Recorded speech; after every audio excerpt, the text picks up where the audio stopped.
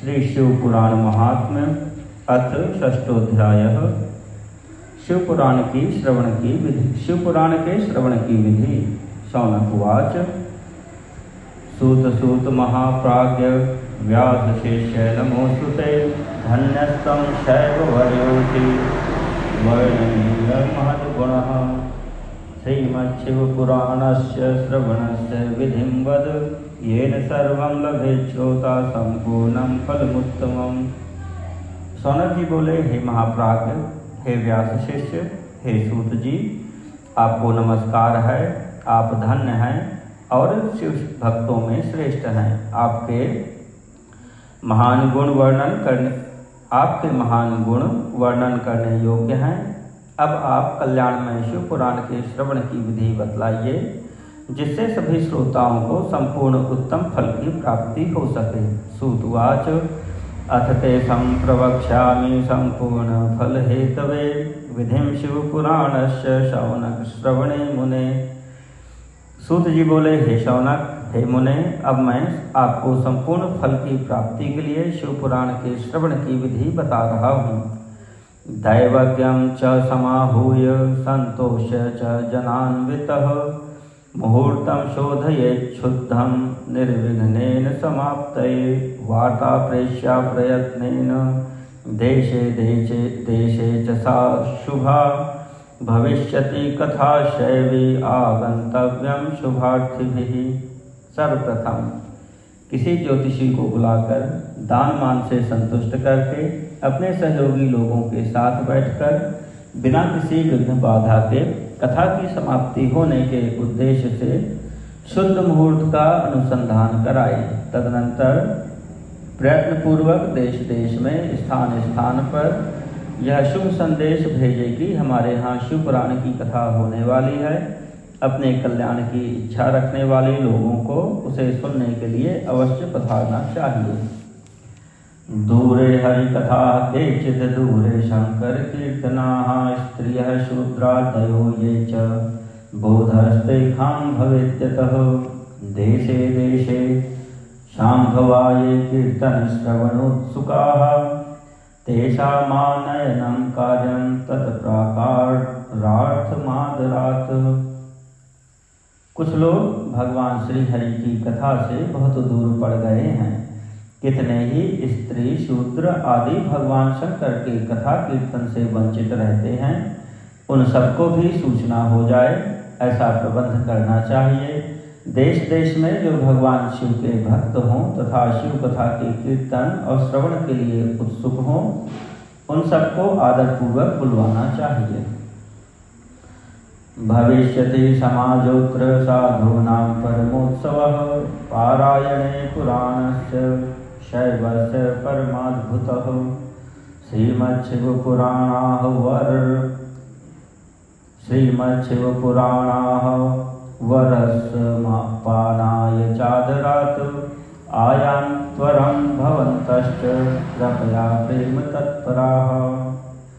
नावकाशो यदि प्रेम्णा गन्तव्यं दिनमेकं सर्वथा गमनं कार्यं दुर्लभा च क्षणस्थितिः। तेषामाहावानमेवं हि कार्यं सविनयं मुदा आगतानां च तेषां हि सर्वथा कार्य आदरः।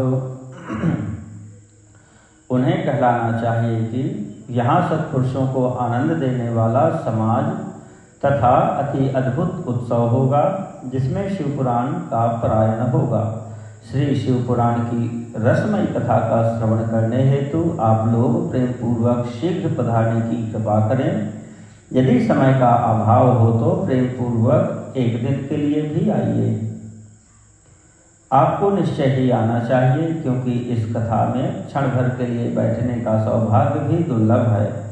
इस प्रकार विनय और प्रसन्नता पूर्वक श्रोताओं को निमंत्रण देना चाहिए और आए हुए लोगों का सब प्रकार से आदर सत्कार करना चाहिए।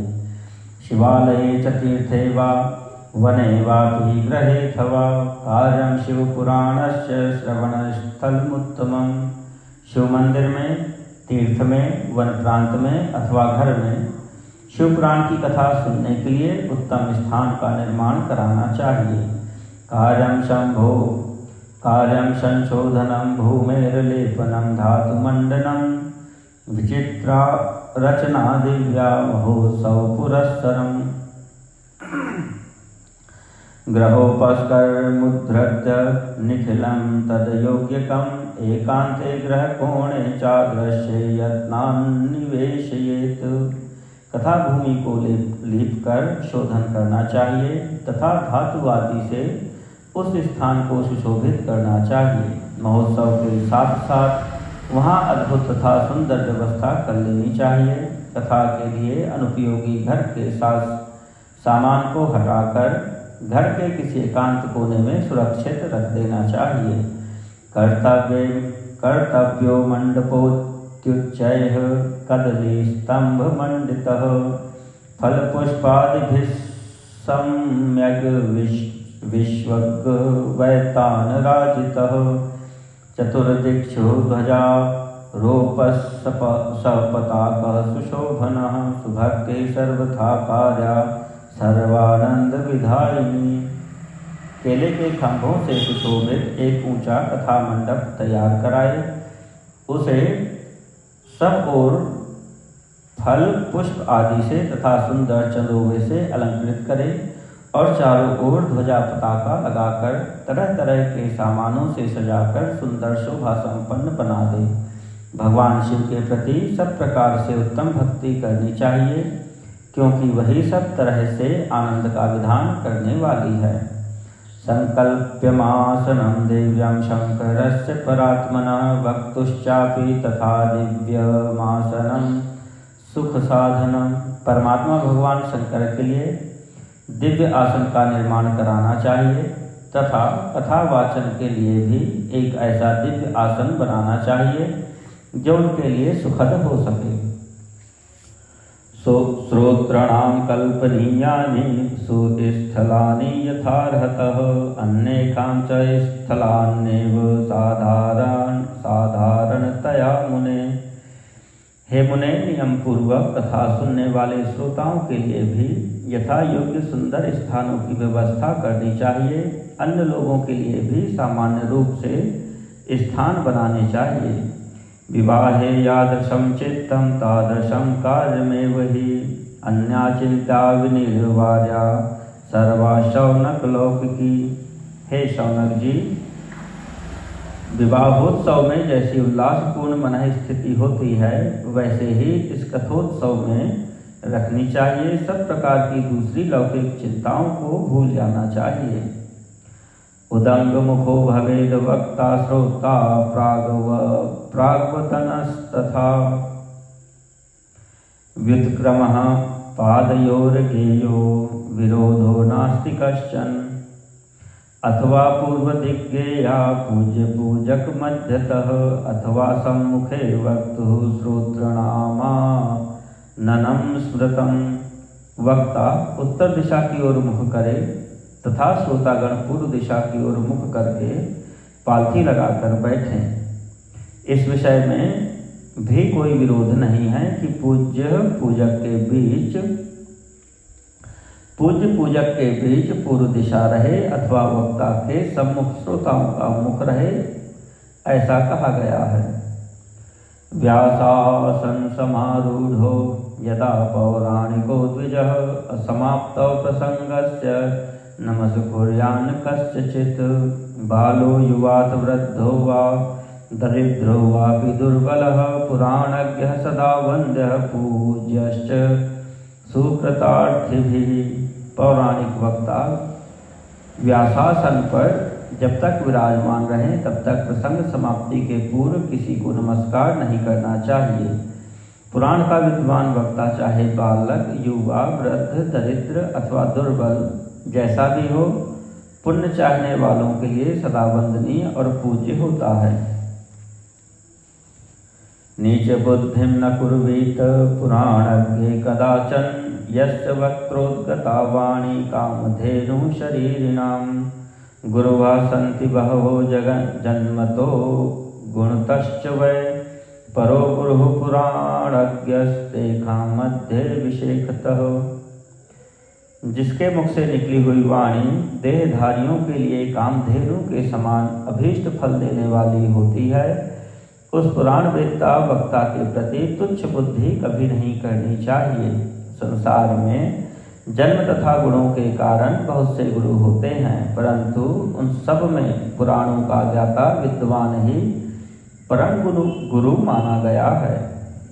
भवकोटि सहस्रेको भूत्वा भूत्वावसीदताम् यो ददाति परां मुक्तिं पुण्यस्तस्मात् परो गुरुः। करोड़ों योनियों में जन्म ले लेकर दुख भोगते हुए प्राणियों को जो मुक्ति प्रदान करता है, वह पुराण वक्ता से बड़ा दूसरा कौन गुरु हो सकता है। उस पुराण वक्ता से बड़ा दूसरा कौन गुरु हो सकता है। पुराणज्ञः शुचिर्दक्षः शांतो विजित मत्सरः साधु करुण्यवान् वाग्मी वदेत पुण्यकथामिमाम्। आसूर्योदयमारभ्य सार्धत्रिप्रहरान्तकं तथा शिवपुराणस्य वाचा सम्यक् सुधीमता। पुराण वेत्ता पवित्र, दक्ष, शांत, ईर्ष्या पर विजय पाने वाला, साधु और दयालु होना चाहिए। ऐसा प्रवचन कुशल विद्वान इस पुण्यमयी कथा को कहे। सूर्योदय से आरंभ करके 3.5 पहर तक उत्तम बुद्धि वाले विद्वान पुरुष को शिव पुराण की कथा सम्यक रीति से बाँचनी चाहिए। ये धूर्तो ये च दुर्वृत्ता ये चान्ये विजिगीषवः तेषां कुटिलवृत्तीनामग्रे नैव वदेत कथां। न दुर्जन समाकीर्णे न तु दस्यु समावृते देशे च धूर्त सदने वदेत पुण्य कथामिमाम्। जो धूर्त, दुराचारी तथा दूसरे से विवाद करने वाले और प्रपंची लोग हैं, उन कुटिल वृत्ति वाले लोगों के सामने यह कथा नहीं कहनी चाहिए। दुष्टों से भरे तथा डाकुओं से घिरे प्रदेश में और धूर्त व्यक्ति के घर में इस पवित्र कथा को नहीं कहना चाहिए। कथा विरामः कर्तव्यो मध्याह्ने हि मुहूर्तकं मलमूत्रोत्सर्जनार्थं तत्कथा कीर्तनां नरैः। मध्याह्न काल में 2 घड़ी तक कथा बंद रखनी चाहिए, जिससे कथा कीर्तन से अवकाश पाकर लोग शौच आदि में से निवृत्त हो सकें। वक्त्राक्षौरं हि संकार्यं दीनादर्वाग व्रताप्तये कार्यं संक्षेपतो नित्य कर्म सर्वं प्रयत्नतः वक्तुः पार्श्वे सहायार्थमन्यः स्थाप्यस्तथा विधः पंडितः संशयच्छेत्ता लोकबोधन तत्परः। कथा प्रारंभ के दिन से 1 दिन पहले व्रत ग्रहण करने के लिए वक्ता को क्षौर करा लेना चाहिए। जिन दिनों कथा हो रही हो उन दिनों प्रयत्नपूर्वक प्रातः काल का सारा नित्य कर्म संक्षेप से ही कर लेना चाहिए। वक्ता के पास उसकी सहायता के लिए एक दूसरा वैसा ही विद्वान स्थापित करना चाहिए, जो सब प्रकार के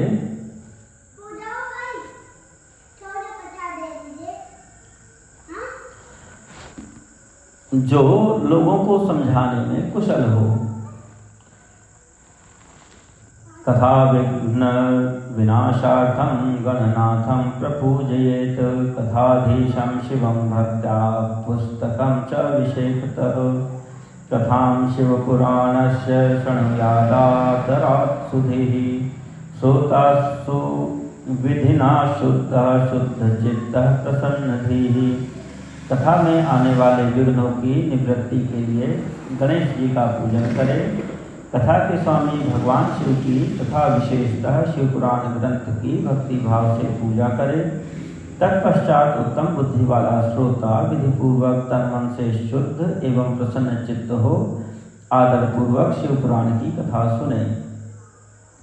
अनेक कर्म विभ्रांतः कामादिषड् विकारवान् त्रैणः पाखंडवादी च वक्ता श्रोता न पुण्यभाक् लोकचिंतां धनागार पुत्रचिंतां व्यदुष्य च तथा चित्तः शुद्धमतिः स लभेत फलमुत्तमम् श्रद्धा भक्ति समायुक्ता नान्यकार्येषु लालसाः वाग्यतः शुचयो व्यग्राः श्रोतारः पुण्यभागिनः। जो वक्ता और श्रोता अनेक प्रकार के कर्मों में भटक रहे हों, काम आदि 6 विकारों से युक्त हो, स्त्री में आसक्ति रखते हों और पाखंड पूर्ण बातें करते हों, वे पुण्य के भागी नहीं होते। जो लौकिक चिंता तथा धन ग्रह एवं पुत्र आदि की चिंता को छोड़कर कथा में मन लगाए रहता है, उस शुद्ध बुद्धि पुरुष को उत्तम फल की प्राप्ति होती है। श्रद्धा और भक्ति से युक्त दूसरे कर्मों में मन नहीं लगाने वाले, मौन धारण करने वाले, पवित्र एवं उद्वेग शून्य श्रोता ही पुण्य के भागी होते हैं। अभक्ता ये कथां पुण्यां शृण्वन्ति मां नराधमाः तेषां श्रवणजं नास्ति फलं दुःखं भवे भवे। असंपूज्य पुराणं ये यथाशक्त्या ह्युपायनैः शृण्वन्ति मां कथां मूढाः स्युर्दरिद्रा न पावनाः। जो नराधम भक्ति रहित होकर इस पुण्यमयी कथा को सुनते हैं, उन्हें श्रवण का कोई फल नहीं होता और वे जन्म जन्मांतर में क्लेश भोगते रहते हैं। यथाशक्ति उपचारों से इस पुराण की पूजा किए बिना जो मूढ़ जन इस कथा को सुनते हैं, वे अपवित्र और दरिद्र होते हैं। कथायां कथ्यमानायां गच्छन्त्यन्यत्र ये नराः भोगान्तरे प्रणश्यन्ति तेषां दारादिसम्पदः शोष्णीष्मस्तकाये च शृण्वन्ति मां कथां नराः तत्पुत्राश्च प्रजायन्ते पापिनः कुलदूषिकाः। कथा कहे जाते समय बीच में ही जो लोग उठकर अन्यत्र चले जाते हैं, जन्मांतर में उनकी स्त्री आदि संपत्तियां नष्ट हो जाती हैं। जो पुरुष सिर पर पगड़ी आदि धारण करके इस कथा का श्रवण करते हैं, उनके पापी और कुल कलंकी पुत्र उत्पन्न होते हैं। तांबूलं भक्षयन्तो हि शृण्वन्ति मां कथां नराः स्वविष्ठां खादयन्त्येतां नरके यमकिङ्कराः। ये च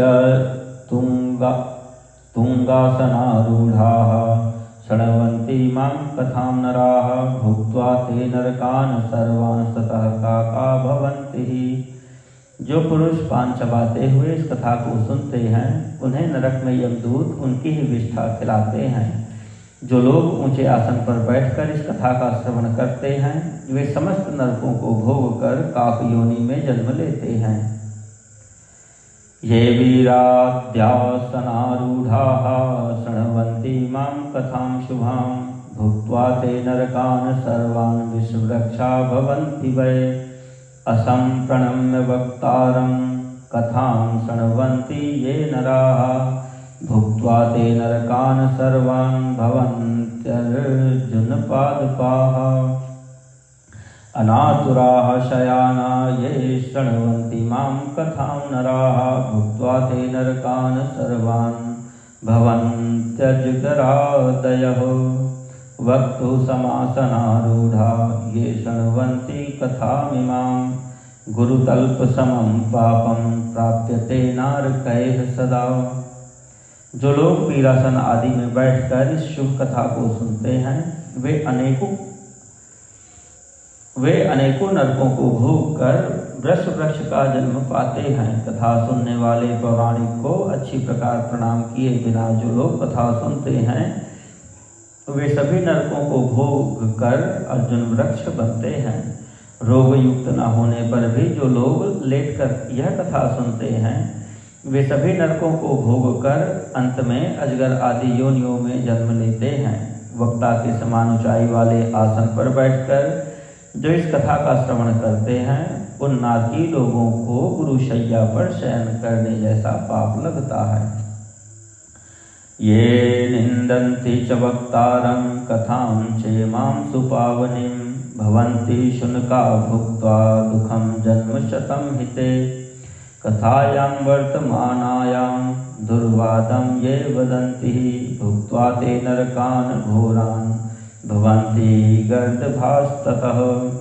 कदाचिन्नापि शृण्वन्ति कथामेतां सुपावनीं भुक्त्वा ते नरकान् घोरान् भवन्ति वनशूकराः। कथायां कीर्त्यमानायां विघ्नं कुर्वन्ति ये खलाः कोट्यब्दं नरकान् भुक्त्वा भवन्ति ग्रामशूकराः। जो इस पवित्र कथा तथा वक्ता की निंदा करते हैं वे 100 जन्मों तक दुख भोग कर कुत्ते का जन्म पाते हैं। कथा होते समय बीच में जो गंदी बातें बोलते हैं वे घोर नरक भोगने के बाद गधे का जन्म पाते हैं। जो कभी भी इस परम पवित्र कथा का श्रवण नहीं करते वे घोर नरक भोगने के पश्चात जंगली सुअर का जन्म लेते हैं। जो दुष्ट कथा के बीच में विघ्न डालते हैं वे करोड़ों वर्षों तक नरक यातनाओं को भोग कर गांव के सुअर का जन्म पाते हैं। एवं विचार शुद्धात्मा श्रोता व्रत सुभक्तिमान कथा श्रवण हेतुर्हि भवेत प्रीत्योद्यतः सुधीः। इसका विचार करके शुद्ध और प्रेम पूर्ण चित्त से बुद्धिमान श्रोता को वक्ता के प्रति भक्ति भाव रखकर कथा श्रवण का प्रयत्न करना चाहिए। कथा विघ्न विनाशार्थं गणेशं पूजयेत पुरा नित्यं सम्पाद्य संक्षेपात् प्रायश्चित्तं समाचरेत। नवग्रहांश संपूज्य सर्वतो भद्रदैवतं शिवपूजोक्त विधिना पुस्तकं तत्समर्चयेत। सबसे पहले कथा के विघ्नों का नाश करने हेतु गणेश जी की पूजा करनी चाहिए। अपने नित्य कर्म को संक्षेप में संपन्न करके प्रायश्चित्त करना चाहिए। नवग्रह और सर्वतोभद्र देवताओं का पूजन करके शिव पूजा की बताई गई विधि के से शिव पुराण की पुस्तक का अर्चन करना चाहिए। पूजनान्ते महाभक्त्या करो बद्ध्वा विनीतकः साक्षात् शिव स्वरूपस्य पुस्तकस्य स्तुतिं चरेत। श्रीमच्छिवपुराणाख्यः प्रत्यक्षस्त्वं महेश्वरः श्रवणार्थं स्वीकृतोऽसि सन्तुष्टो भव वै मयि। मनोरथो मदीयोऽयं कर्तव्यः सफलस्त्वया निर्विघ्नेन सुसम्पूर्णं कथाश्रवणमस्तु मे। भवाब्धिमग्नं दीनं मां समुद्धर भवान्वात कर्म ग्राहगृहीतांगम दासोहम तव शंकर। पूजन के अंत में विनम्र होकर बड़ी भक्ति के साथ दोनों हाथ जोड़कर साक्षात शिव स्वरूपणी पुस्तक की इस प्रकार स्तुति करनी चाहिए। श्री शिव पुराण के रूप में आप प्रत्यक्ष सदाशिव हैं। हमने कथा सुनने के लिए आपको अंगीकार किया है। आप हम पर प्रसन्न हो। मेरा जो मनोवांछित हो उसे आप कृपापूर्वक संपन्न करें। मेरा यह कथा श्रवण निर्विघ्न रूप से सुसंपन्न हो। कर्म रूपी ग्राह से ग्रस्त शरीर वाले मुझ दीन का आप संसार सागर से उद्धार कीजिए। हे शंकर मैं आपका दास हूँ। एवं शिव पुराणम ही साक्षात् शिव स्वरूपकं स्तुत्वा दीनवचः प्रोच्य वक्तुः पूजां समाभरेत समारभेत। शिवपूजोक्त विधिना वक्तारं च समर्चयेत। सपुष्पवस्त्रभूषाभिर्धूपदीपादिनार्चयेत। तदग्रे शुद्धचित्तेन कर्तव्यो नियमस्तदा आसमाप्ति यथाशक्त्या धारणीयः सुयत्नतः। इस प्रकार साक्षात शिव स्वरूप इस शिव पुराण की दीनता पूर्वक स्तुति करे। वक्ता की पूजा आरंभ करनी चाहिए। शिव पूजा की बताई गई विधि से पुष्प वस्त्र अलंकार धूप दीपादि से वक्ता की पूजा करे। तदनंतर शुद्ध चित्त से उनके सामने नियम ग्रहण करें और कथा समाप्ति पर्यंत यथाशक्ति उसका प्रयत्नपूर्वक पालन करें।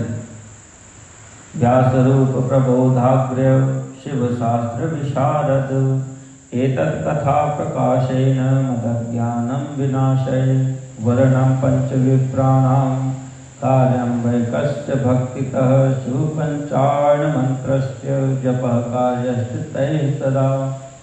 तत्पश्चात कथावाचक व्यास की प्रार्थना करें।